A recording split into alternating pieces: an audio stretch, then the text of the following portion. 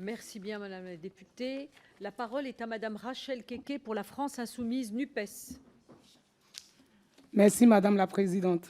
Monsieur le ministre, la mission Solidarité, Insertion et Égalité des chances que vous venez de nous présenter aujourd'hui intervient dans un contexte social extrêmement préoccupant. Un taux de chômage en forte hausse de plus de 10 millions de personnes pauvres, en plus d'un taux d'inflation de plus de 6%, de prix flambent et les pertes en pouvoir d'achat sont considérables pour une large majorité de la population. Pourtant, votre gouvernement refuse de regarder cette réalité en face. Il refuse d'augmenter le SMIC, refuse de rétablir l'ISF et refuse de tasser les superprofits. Vos mesures sont insuffisantes et vous ne lâchez que des miettes au milieu d'une avalanche d'attaques, comme celle des chômeurs ou la réforme des retraites qui s'annonce déjà pour l'hiver prochain. En effet, vous annoncez un budget en hausse de 8,3%, mais l'inflation, cette hausse n'est que de 4%. De même, le budget de la stratégie interministérielle de prévention et de lutte contre la pauvreté des enfants et des jeunes, quant à lui, diminue de 23%. Les attentes sont pourtant nombreuses et tout reste à faire pour réduire la pauvreté, répondre aux besoins des populations et mettre en place un vrai programme ambitieux et à la hauteur des enjeux. De plus, je souhaite vous parler aujourd'hui d'un sujet bien particulier. La rentrée scolaire cette année a été particulièrement catastrophique pour un grand nombre d'enfants en situation de handicap, ainsi que leurs familles et le personnel AESH. Votre gouvernement prône devant les caméras une attention aux besoins des enfants handicapés et une hausse des moyens, mais dans l'ombre, la souffrance est à toutes les échelles et l'école que vous dites inclusive crée des exclusions multiples.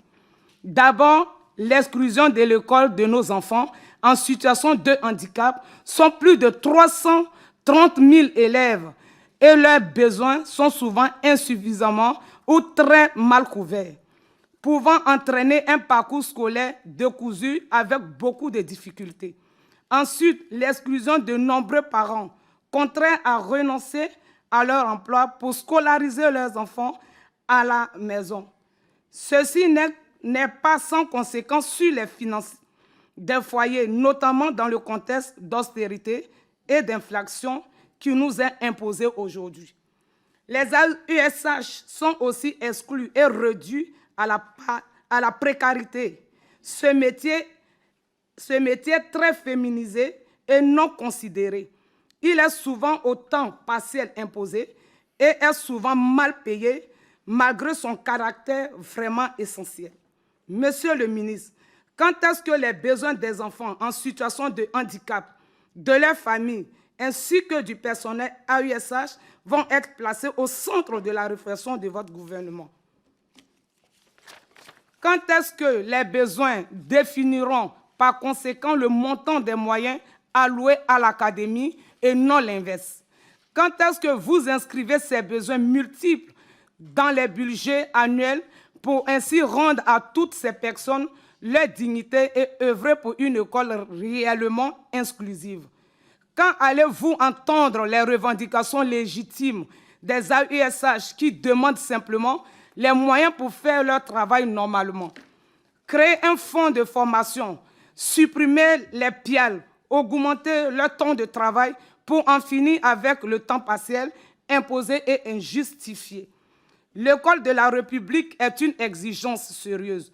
Tous les enfants ont un droit fondamental à un enseignement de qualité et il revient à l'État de le mettre en œuvre.